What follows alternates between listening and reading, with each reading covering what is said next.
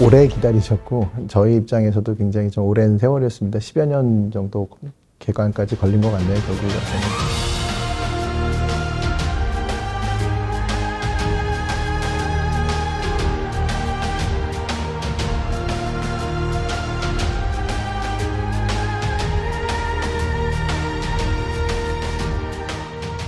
광역자치단체에서 미술관들을 이렇게 수용을 해갖고서 이렇게 민간 위탁으로 해서 이러한 모델. 우리나라에서는 이게 사실 최초의 모델이거든요. 지치지 않는 열정이라고 해야 될까요? 함께 계속해서 꾸준히 협조하고 협력하고 하면서 대구 시민분들의 지지라든지 열정 같은 것들이 계속해서 이제 중첩이 되고 경쟁을 해왔기 때문에 개관을 맡게 됐다고 생각을 하니까 좀 감회도 새롭고 좀 뭐 울컥하는 부분도 있습니다.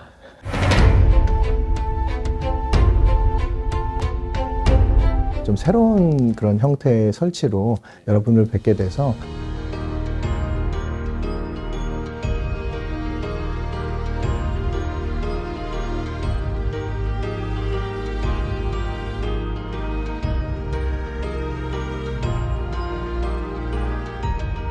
예를 들자면 이제 미인도 같은 경우에는 작품과 그 문화유산과 본인 그 복구 계신 분들과의 개인적인 그런 관계를 맺을 수 있을 정도로 시간을 좀 배분을 한다든지 조금 더 개인적인 경험을 가질 수 있는 그런 그 포맷을 한번 만들어 봤고요. 또 후민정음 해례본 같은 경우에는 다양한 분들에게 한글에 대한 경험이라든지 이런 것들, 개인적인 경험 같은 것들 풀어내서 미디어 작품으로 이렇게 뭐라 그럴까, 콜라보레이션이 같이 들어간 그런 설치가 됩니다.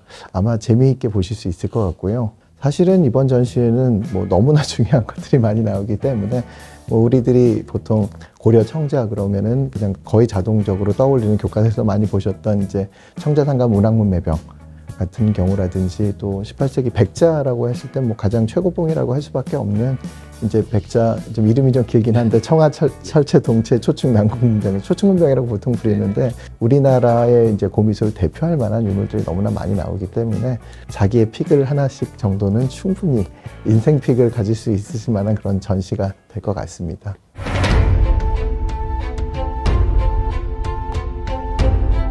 좀 중남부권을 좀 포괄을 해서 좀 더 편하게 가까이서 보실 수 있는 그런 지역 거점을 만들어야겠다라는 생각을 했었어요.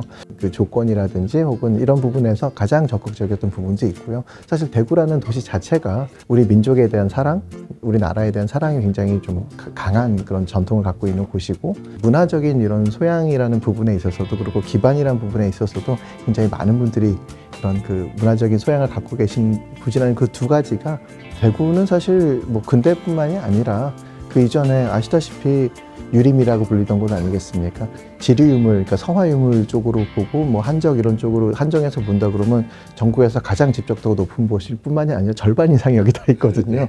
놀라운 일이기도 한데요. 그런 전통적인 이런 부분도 역시 좀 어떤 이유가 아니었을까라는 생각이 듭니다.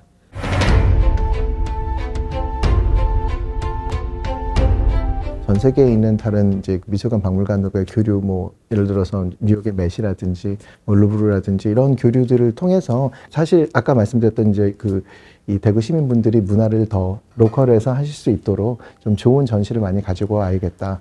그리고 제일 좋은 전시 많이 기획을 해서 만들어야겠다라는 이런 생각이 아마 첫 번째 전시에 대한 부분일 거고요. 교육이라는 부분은 처음에 좀 어렸을 때부터 문화를 향유하는 법을 배운다든지 문화를 향유하는 것도 어렸을 때부터 경험을 하면은 조금 더 깊이, 조금 더 활발하게 이렇게 할 수 있는 부분이 있어서 이 지역에 있는 학교하고도 이제 같이 협업을 해서 또 성인까지 쭉 연결이 돼서 이걸 향유할 수 있는 이제 그 문화 팬 커뮤니티라고 해야 될까요?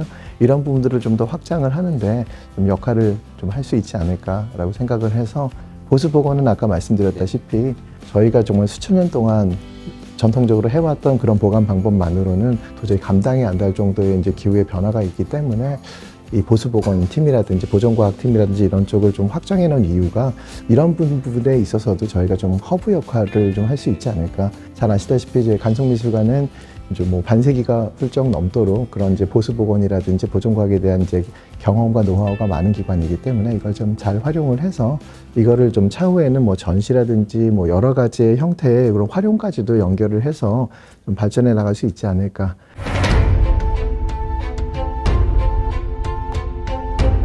도슨트라는 게 있잖아요. 사실 이런 이제 유물이라든지 이런 이제 문화재에 대한 전시 같은 경우에는 더더욱더 설명을 좀 들으면서 이렇게 보게 되면 훨씬 더 느끼는 것도 많고 배우는 것도 많고 즐겁거든요. 어린이 도슨트라든지 같은 연령대, 같은 나이 또래의 아이들이 본인의 그런 관점에서 이런 도슨팅을 할 수 있도록 서로 이제 뭐 교육도 하고 해서 그것이 이렇게 퍼져나가는 그런 형태가 됐을 때 훨씬 더 어떻게 보면 그런 부분에 대한 효과가 더 크지 않을까. 이 성인분들이나 좀 은퇴하신 시니어분들이나 이런 분들에게 이런 뭐 교육도 저희가 이제 제공을 할 계획이고 또 그분들을 통해 갖고서 이런 우리 문화를 사랑하는 마음이 그리고 그걸 또 감상하고 향유하는 마음을 좀 더 펼쳐나갈 수 있도록 좀 다양한 프로그램을 교육이라든지 도슨트 체험 이런 이제 프로그램을 많이 준비를 하고 있습니다.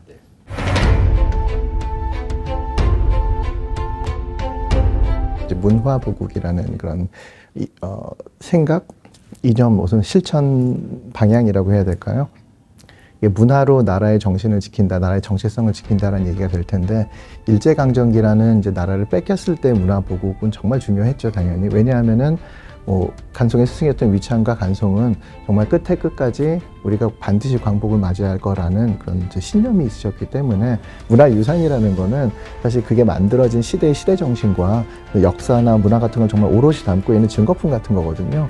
그래서 그거를 보존을 하고 그걸 연구할 수 있는 역량을 갖춰놨을 때는 광복을 맞이한 후에 다시 우리의 민족 정신을 살릴 수 있다는 믿음으로 하셨던 일인데 K-웨이브라고 하지 않습니까? 한류. 우리나라의 정말 또 하나의 문화 융성기라고 할 수 있는 그런 걸 맞았는데 덕분에 또 많은 외국분들이 이런 대중문화를 통해서 우리 문화를 접하고 우리 문화는 한국 문화는 일본이나 중국하고 이렇게 달라.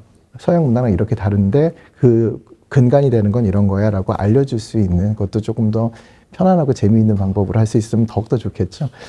그런 부분을 하는 게 아마 지금의 문화보국이 아닌가라고 생각을 하고서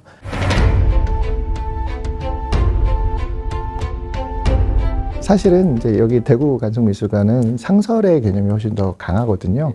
여기는 이제 새로 만들어져서 훨씬 더 대중적으로 더 많은 분들에게 더 편안하게 향유할 수 있도록 해드리는 그런 공간이 될 거기 때문에 이 서울의 간송미술관은 여러 가지 여건상 아직도 이렇게 그 상설이 아니라 정기전을 통해 갖고서 1년에 한 90일 정도가 오픈이 돼서 좀 더 좀 특별한 경험을 드리는 그런 공간으로 역사성이 있는 공간이고 두 개 성격이 좀 많이 다르잖아요.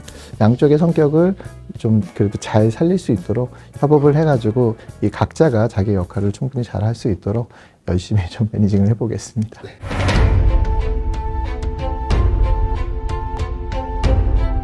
사실 이제 문화를 향유한다는 거는 어느 정도의 좀 접근성이 또 있어야 되긴 하거든요. 근데 굉장히 이제 객관전에서 어떻게 보면은 아주 시그니처가 될 만한 그런 주요한 이런 문화재들이 많이 왔을 때 아까 처음에 사담 내릴 때 나눈 것처럼 자기의 픽이 될 만한 인생 픽이 되면 나는 뭐 예를 들어 서양 사람 같은 경우에는 뭐 루브르에 가서 모나리자를 봤는데 혹은 뭐 어떤 그림을 봤는데 그게 내가 항상 떠올리는 어떤 거야 라고 생각하는 것처럼 이번에 우리 전시에서 오셔갖고서 내가 정말 픽을 한다면 그게 뭐 1개가 돼도 좋고 3개가 돼도 좋고 10개가 되면 더 좋고 해서 좀 개인적인 이런 경험을 좀 하실 수 있도록 좀 자세히 봐주셨으면 너무 감사하겠다.